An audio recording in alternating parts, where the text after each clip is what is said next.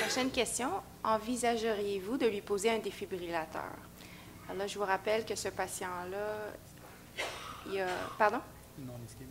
Oui, c'est un non-ischémique avec une fraction d'éjection 30-35 là, je pense que ça fait... là, on l'a vu quelques fois à la clinique. Donc, mettons qu'on l'a vu 2 fois. Ça fait à peu près 1 mois qu'on le connaît dans notre clinique. Et là, évidemment, la question, c'est est-ce que vous le référez pour un défibrillateur? 1, dans 3 mois. 2, dans 6 mois. 3, dans 9 mois. 4, attendre qu'il soit au moins plus symptomatique, là, classe 3. Et 5, il ne se qualifie pas pour un défibrillateur car sa fraction d'éjection est trop haute.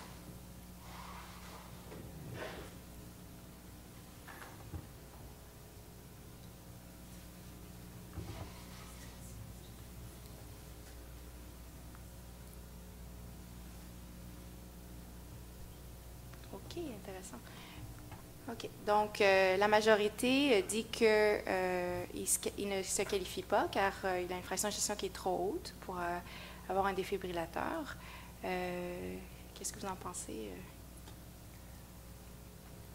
Dans nos recommandations respectives, je crois que le seuil de FE est de 35%. Donc, voilà. Par contre, c'est important effectivement d'attendre, notamment sous bêta-bloquant, on a un effet bénéfique très variable, évidemment, d'un patient à l'autre, mais on a parfois un effet bénéfique important sur la FEVG, donc c'est important d'attendre au moins 3 mois sous dose optimale et de recontrôler à ce moment-là la FEVG. Par contre, le seuil de NYHA, a priori, n'intervient pas dans la décision de mettre ou pas un défibrillateur, et d'autant plus que le bénéfice est probablement le plus important en termes de prévention primaire de mort subite chez les patients les moins sévères au point de vue clinique, alors que chez les patients les plus sévères, c'est chez lesquels on va se poser la question... chez lesquels on se posera plutôt au contraire la question de ne pas mettre de défibrillateur en pensant qu'ils vont plutôt mourir d'insuffisance cardiaque que de mort subite. Donc attendre 3 mois et selon la FEVG, décider ou pas de l'implantation. Et votre seuil serait 35%? 35%, oui. OK. Docteur Trochu? J'ai rien à rajouter. Moi non plus, je referai un écho avant. À 3 mois, vous le réévaluez puis vous lui mettez un défibrillateur? Moi, j'aurais attendu plus que ça. Comme c'est un non-ischémique, j'aurais attendu un peu plus longtemps là, ça, pour l'évolution. De temps en temps, on les voit récupérer. De toute façon, ici, il y a la condition initiale qui peut récupérer, il y a l'effet de nos médicaments. Puis là, bien entendu, là, je pense que ça représente des pratiques régionales, mais est-ce que vous avez une hésitation entre le 30 et 35? On l'a mis là exprès pour ça, là, ou est-ce que c'est la zone, ou est-ce qu'on dit... Ce qui est clair, en bas de 26, au niveau à 28, il y a plus de bénéfices à mesure qu'on percole vers le haut de la fraction d'éjection. Le bénéfice est moins grand. S'il demeure à 33, 34, est-ce qu'on lui en met un quand même ou on fait autre chose? On lui fait un hauteur à la recherche de tachycardie ventriculaire non soutenue ou on le pose d'emblée? Je pense que ce qui est clair, c'est que le numéro 4, ce n'est pas un bon choix. Hein. On n'attend pas qu'un patient soit plus symptomatique parce que la mort subite survient chez les patients qui sont statistiquement moins symptomatiques. La question de 30-35, ce n'est pas trop haut pour un patient non ischémique. Par contre, dans les délais, c'est difficile parce que l'étude Scott Heff, c'était 9 mois, mais c'était un peu pris aléatoire, de façon aléatoire. Donc, moi... On les voit quand même récupérer tardivement. De temps en temps, on les équipe précocement. On les revoit au bout d'un an, la fraction d'éjection est normale. Puis bien entendu, la question à 100 $, c'est qu'est-ce que vous allez faire avec ce patient-là quand le dévice sera plus bon. C'est ça. Alors, dans notre centre, on va attendre au moins 6 mois. Puis si on voit qu'il y a une amélioration, une certaine amélioration, on attend encore. Mais après 1 an, c'est sûr que s'il n'y a aucune amélioration, on irait avec ça. C'est beau. Donc, sa fraction d'éjection demeure à 30-35 9 mois après le début de sa maladie. Vous décidez de le référer pour un défibrillateur. Voici son ECG. Alors, parce que comme on n'a pas beaucoup de temps, je vais juste vous dire que le punchline, c'est que son QRS est de 116 millisecondes. OK? C'est beau? Il n'y a rien de très excitant sur l'ECG. Lui poseriez-vous un pacemaker biventriculaire à ce stade-ci de sa maladie? 1, pourquoi pas? Tant qu'à lui poser un défib, on devrait lui mettre un... pour ne pas le piquer plusieurs fois, l'opérer plusieurs fois. Absolument pas. Ce n'est pas indiqué. 3, peut-être. 4, aucune idée.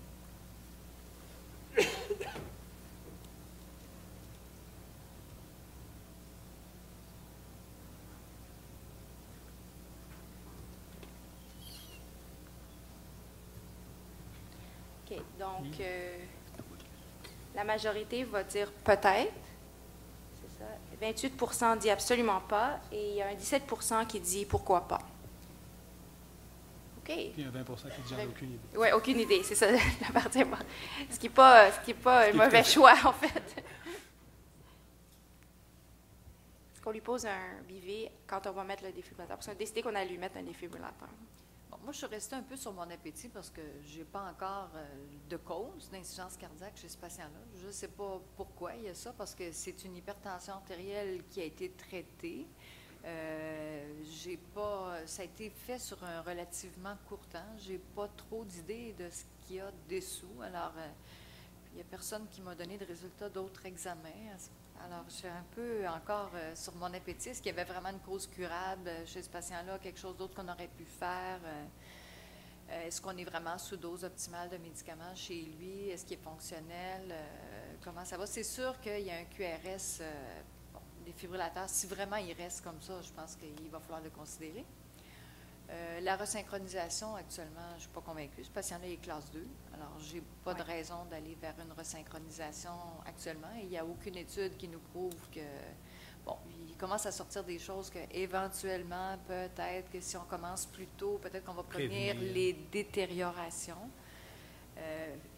futures chez ces patients-là. Mais actuellement, moi, je n'ai pas d'indication franche de mettre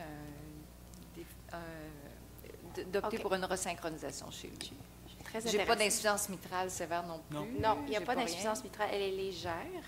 Je suis très intéressée à savoir les réponses de nos collègues. La pratique. Moi, je suis très d'accord avec ces commentaires. C'est vrai qu'on reste un petit peu sur notre fin en termes de diagnostic. Juste un petit commentaire par rapport à ce qui a été dit.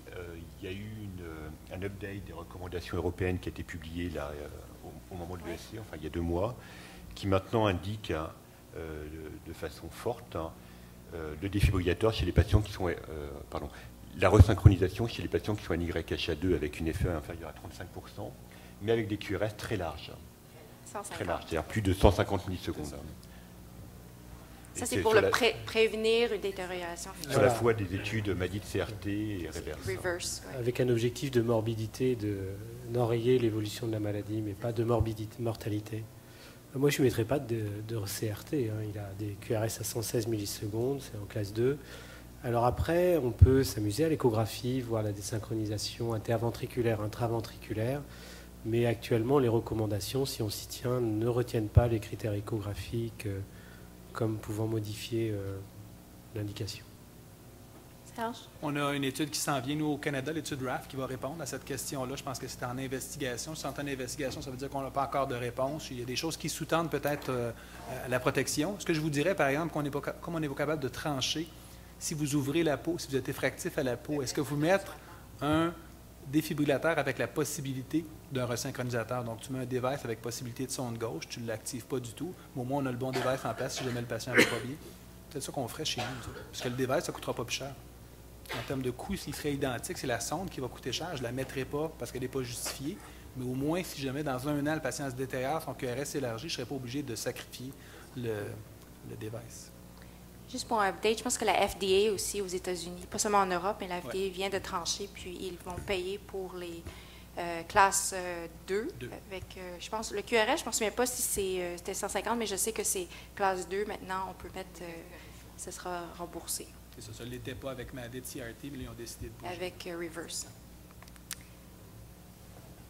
Nous le suivons maintenant 10 ans, donc une bonne survie comparée aux statistiques, là, de 50 % de mortalité à 5 ans. Donc, il a survécu 10 ans avec 3 épisodes de décompensation. Maintenant, il présente une dysfonction ventriculaire gauche progressive. Sa capacité fonctionnelle est maintenant quantifiée à 3B4 de New York Heart. Et malgré l'augmentation de la thérapie, incluant maintenant de l'aldactone, inhibiteur de l'enzyme de conversion, ARA et diurétique, il demeure avec une mauvaise classe fonctionnelle. Okay, excusez-moi encore pour le fait que ça saute, là, mais on a une bonne idée que sa fraction d'éjection s'est vraiment détériorée.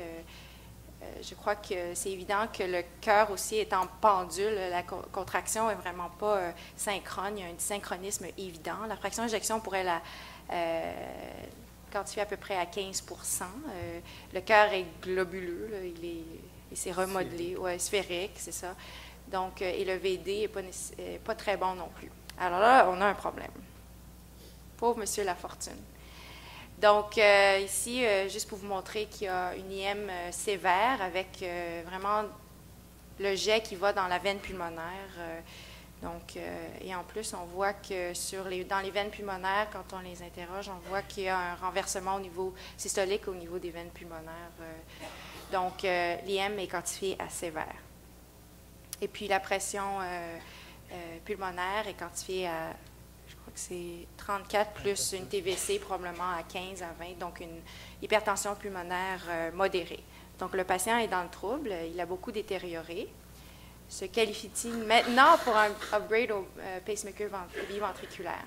Donc, je pense qu'on en a discuté un petit peu. Là. Je pense que vous aimeriez avoir un autre ECG pour voir le QRS. Mais admettons que le QRS est plus large. Il semblait large sur ton écho. Il y avait l'air. C'est ça. Je n'ai pas l'ECG, là, mais il semblait large. Donc, 1, définitivement. 2, non. 3, je ferai un écho pour évaluer s'il y a présence de dysynchronisme mécanique avant de décider. 4, je ne sais pas. 5, il est trop tard pour ce patient.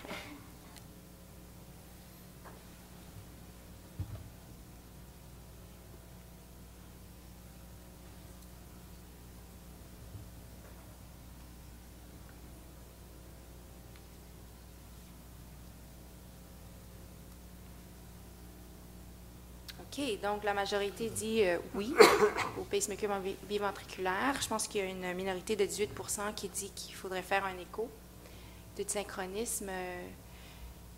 Est-ce que vous l'utilisez beaucoup? Est-ce que ça va changer votre conduite si l'écho dit qu'il n'y a pas de dysynchronisme? Par exemple, ici, on voit que quand même, c'est évident qu'il a du dysynchronisme. Mais mettons qu'il n'en avait pas. Est-ce que vous le metteriez quand même? On le mettrait comme, j'imagine la plupart, sur la foi de l'électrocardiogramme. Et comme disait Serge, on voyait bien comme sur la boucle d'échographie, sur la trace de scope, on devinait que le QRS était très élargi. Donc non, on resterait, selon les recommandations, plutôt sur l'électrocardiogramme, sur la durée du QRS, en sachant que néanmoins on fait quand même souvent une échographie pour rechercher des signes d'asynchronisme, ça plaît à tout le monde. À l'évidence, il y a un petit mouvement de rocking de la pointe sur la boucle qui déjà oriente. C'est vrai que la fuite mitrale est classiquement un argument aussi en faveur. Mais bon, il y a eu énormément de littérature sur les critères échographiques d'asynchronisme, énormément d'activités, y compris en France. Ça a permis à beaucoup de gens d'essayer de faire des papiers, etc. Mais c'est vrai, voilà. Il y a eu la déception qui est venue il y a 2 ans de l'étude Prospect. Donc on est revenu à des critères électrocardiographiques tout en faisant l'échographie. Et notamment, on fait l'échographie plutôt après la resynchronisation pour aider pour optimiser le device. OK. Autre commentaire? Non, on s'intéresserait à cette période-là, à ce moment-là de l'évolution, on s'intéresserait beaucoup au ventricule droit, qui retiendrait l'essentiel de notre attention. Serge, tu ne fais pas les échos? Est-ce que c'est... Non. On ne fera pas les échos pour ça. Là. Je pense que l'indication est relativement claire, mais pensez-vous qu'il est trop tard? 3B? 4. Patient qui se détériore, 3B, 4. Est-ce qu'il est trop tard pour lui mettre un resynchronisateur? Il n'est jamais trop tard. Oui, il n'est jamais trop tard. En plus, on devine que le ventricule n'est pas aussi dilaté. Et moi, je n'ai pas l'impression que le ventricule droit soit aussi... non, mais bon, c'est juste sur une boucle. Oui. À mon avis, il n'est pas trop tard. Oui. On va toujours se poser la question. Je pense que si le patient est moribond, il y a des devices que l'on met des fois là, en fin de vie. Je pense qu'il faut se questionner, mais ce patient-là est jeune, je pense qu'il faut lui donner sa chance, non seulement pour le myocarde, pour la fuite mitrale également, puis bien entendu, non seulement mettre le device, mais après ça, tenter d'optimiser sa fonction. Ce n'est pas juste un appareil qu'on met en off. Alors, les recommandations européennes qui viennent d'être revues sur l'indication disent que dans les stades 3 et 4, c'est indiqué en stade 4 chez les patients ambulatoires. Les patients hospitalisés sous inotropes et dans un état hémodynamique précaire, ce n'est plus une indication. Oui. On a la même chose. Bien qu'on puisse en sauver certains. Nous, ce qu'on demande, c'est une longévité d'au moins 1 an, autrement dit, pour que le patient puisse avoir un minimum de pronostic. Ce qu'il faut dire, c'est que le coût des instruments ont dégringolé pas mal. Je ne sais pas si chez vous c'est la même chose, mais chez nous, le coût, c'est du simple au double par rapport à ce que c'était avant.